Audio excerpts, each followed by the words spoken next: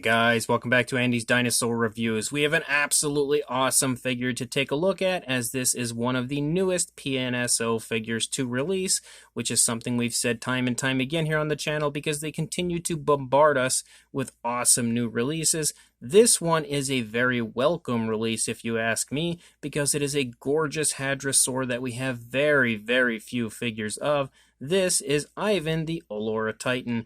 And it is just absolutely gorgeous here on the front of the box. I'm a huge fan of the sculpt, a huge fan of the paint job they've chosen for it.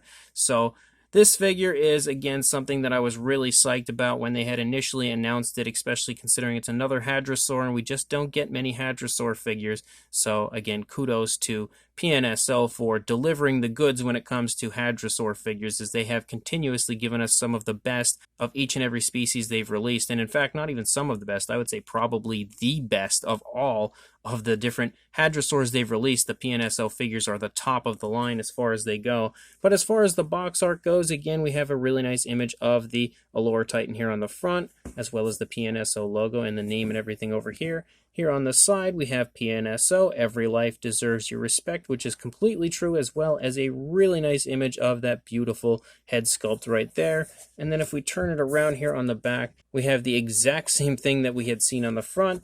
Over here on the side, a little sneak peek of the dinosaur again, same image and stuff, nothing new. Not really anything interesting over there or on the underside. So let's pop this out of its box and take a look at it. So interestingly enough, it seems as though we may have revamped the PNSO releases as far as the extras go, because we normally have like this little fold-out booklet type of a thing. This time we actually have kind of like an actual book. So that's very different than what we usually get. And you can see it once we open it. Oh, we have I Am Ivan the Olorotitan. And then we come through here to a really nice, actually two really nice images of the head sculpt of the dinosaur. And then as we continue, we actually get some really cool information on the dinosaur, which is always great. And we continue to see more images of the figure itself, kind of teasing us for what we're about to see as far as the actual figure goes. Again, more beautiful images, even more beautiful images. So it appears as though Ivan is definitely a fan of photo shoots, as we have certainly got quite a few photos of him here to hype us up. And then we also have a skeletal reconstruction kind of silhouette ordeal going on here with this image, which is certainly cool. And then we have a beautiful image right here of Ivan with a different paint scheme than the one that we actually received here. Really nice looking as well when it comes to this. PNSO is responsible for some of the greatest paleo art you'll ever see. Another beautiful image. I think just a little bit more of the body shown on this one. As far as that last image, looks to be the same one, but a little bit more shown. And then we find out that Ivan is in fact our friend. And then we have even more information on Ivan. And we continue to move along here. Lots of stuff in this booklet. Like, there's really quite a bit, which is really cool. I actually think I like this more than the previous booklets that they were releasing. And we also have information on PNSO and all of that stuff in here. And then it seems as though we have a poster, which I'm certain is going to be awesome. And I couldn't be more right, because it sure is. Look at that beautiful poster. Unfortunately, the light is kind of shining on it here, sort of like shining away the image, but look at that. Absolutely incredible. PNSO just really honestly delivers on their figures, not only by the models themselves, but the overall presentation and packaging, and the fact that they always give you these awesome posters and booklets and stuff. That is a really nice image that deserves to be hung on any dinosaur collection's wall and framed. Absolutely beautiful, as always, from PNSO. And then here is Ivan, and wow, this is like a really, really nicely sculpted figure as per usual. There was definitely some concern initially with the figure standing, but it seems as though the tip of the tail is definitely meant for balancing, because I don't know that the figure would balance without the tail touching. I don't think it would. There is actually also a stand included. Oop, I knocked the poor guy right on his face, but oh my goodness, I'm knocking him everywhere.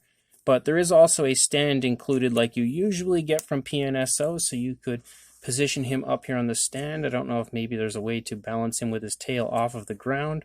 I really don't know that we would need to do it like that. I mean, it's certainly possible, but I'm totally okay with it standing like this.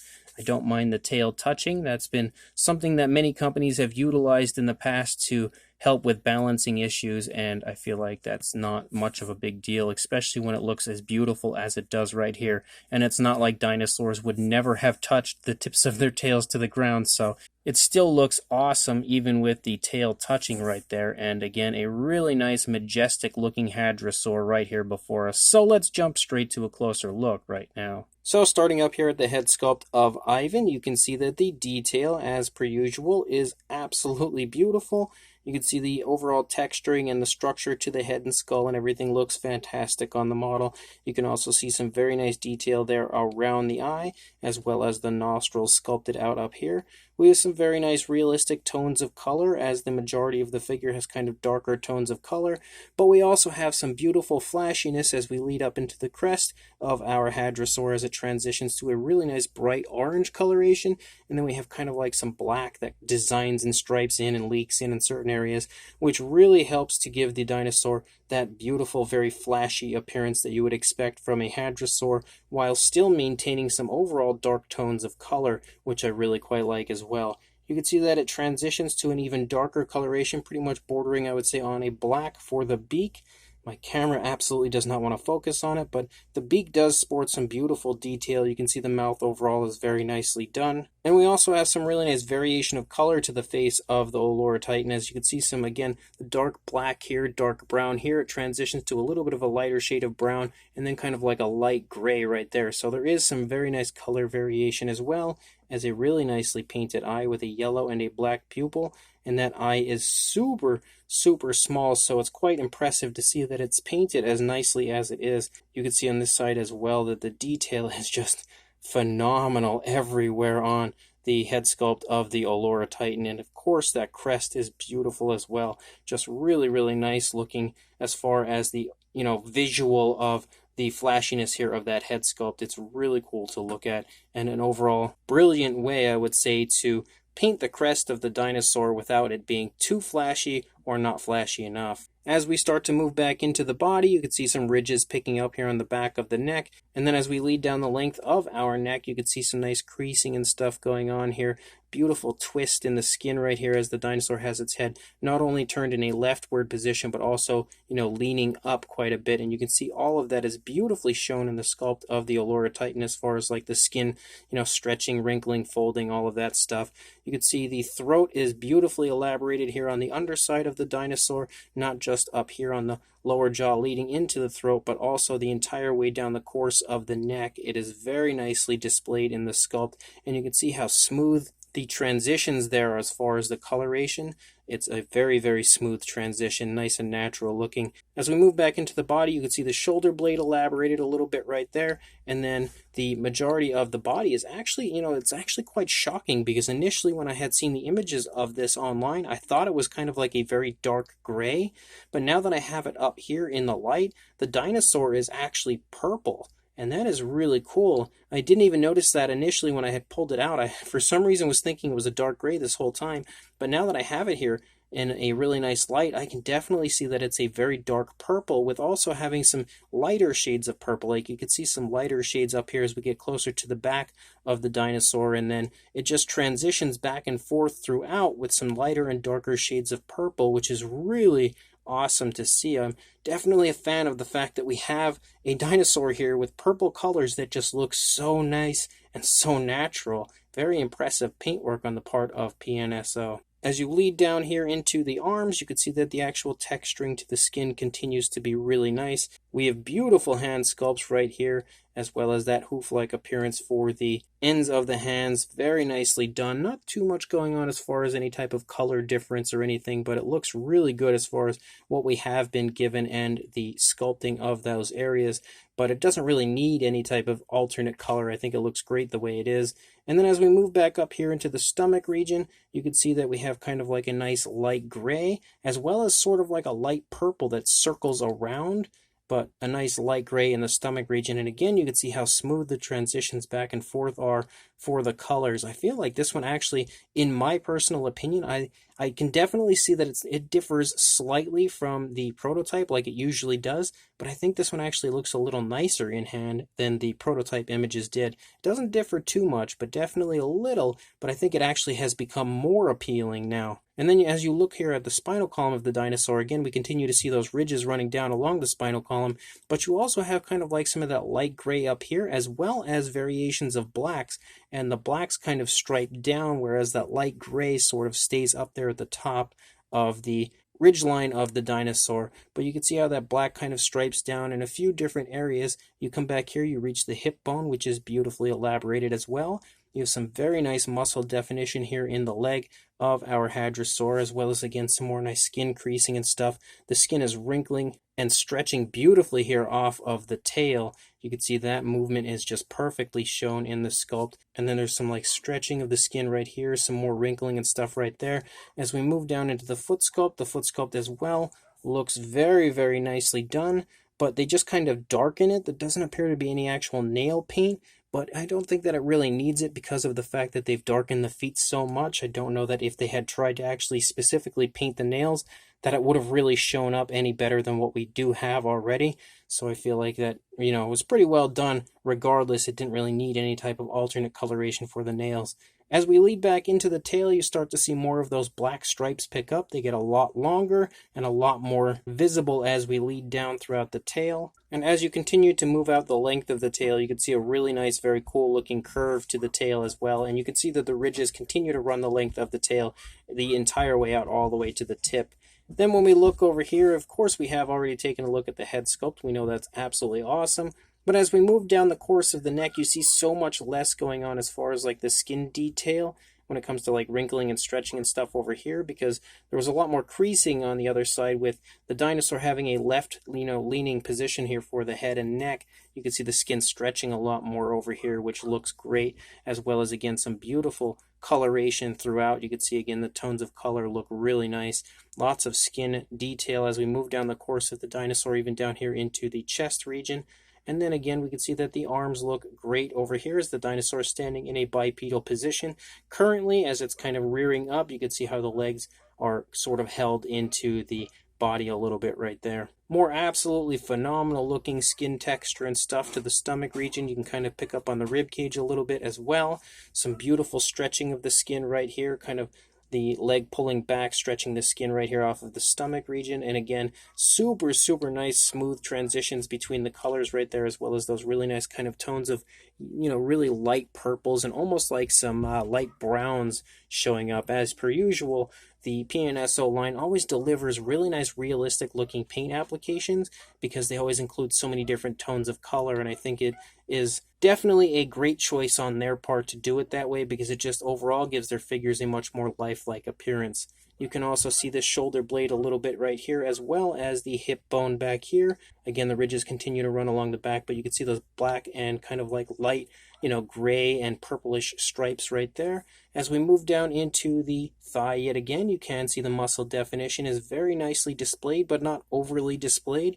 And you can see that the musculature is also nicely shown in the calf area as well. And again, just tons and tons of skin wrinkles and skin movement shown in this leg and leading off of the tail. As the leg is pushing into the tail, you can see all the skin kind of wrinkling and creasing back there, but you can see like creases here and stuff. There's just tons of skin details shown. You can see the kneecap right there, and then we move down into the foot sculpt. The foot sculpt again looks pretty darn nice as the dinosaur is just kind of walking along. You can see both feet are pretty well planted, but this one looks like it's about to pick up as this is the trailing leg, so it would again be taking another step forward. And then we lead back up here into the tail where those nice dark stripes pick up. You can see as we get close that the actual texturing to the skin is so vibrant, so nice looking, and we continue to have that type of detail throughout the course of the entire figure. Like, it is really well done as far as displaying the fantastic sculpt work.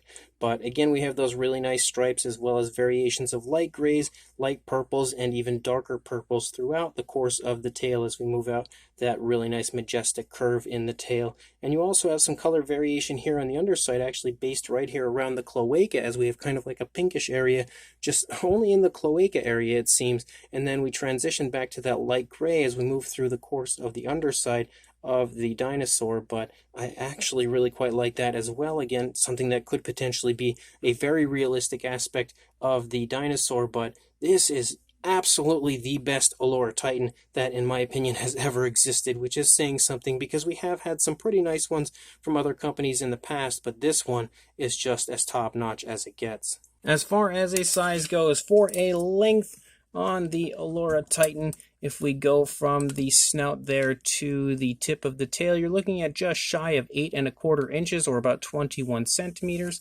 And then for a height, clearly the highest point would be the crest right there, and you're looking at about 5½ inches, or 14 centimeters. Yeah, pretty much like right on the dot. For a size comparison, here are our usual suspects with Mr. Peppo T-Rex, the Attack Pack Colovosaurus, and Robert Muldoon from the Mattel Jurassic World toy line, showing you that it is a very nicely sized figure. Not anything super huge, not anything super small. Probably one of the nicest sized Hadrosaur figures I think I've ever had the pleasure of entering into my collection, and in comparison to these figures, I would like to think that you could probably see that. And then for a few more comparisons, here is the PNSO Corythosaurus, as well as the PNSO Nanotyrannus.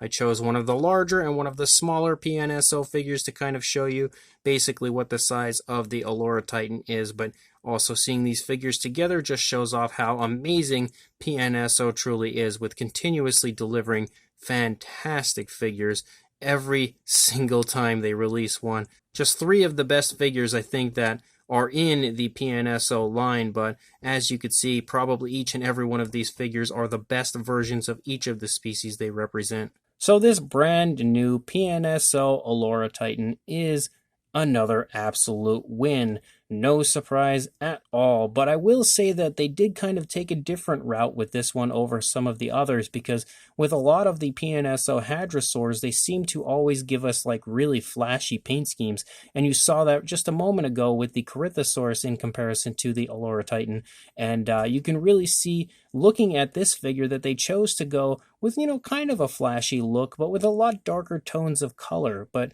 I really do quite like it, especially because it is so different from the other Hadrosaurs in the line. It's kind of a breath of fresh air to have something that's a little different as far as its overall appearance in comparison to the others, and I feel like they did do a fantastic job as far as choosing the tones of color used, especially with the way that they've used purple on the dinosaur, and the purple just works so well. Like, it honestly looks incredible with the paint application they've given it, and the many different lighter and darker shades of purples and stuff included.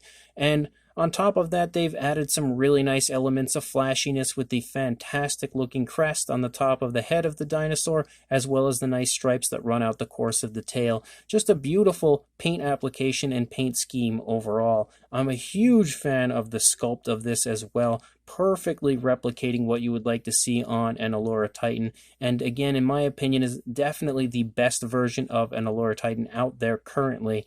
And as per usual, when it comes to a PNSO sculpt, every single ounce of movement that should be occurring with the dinosaur is picture perfectly shown on the sculpt, as they always deliver the most highly detailed sculpts, I think maybe potentially more so than any company out there, which always shows the high quality feel of a PNSO product.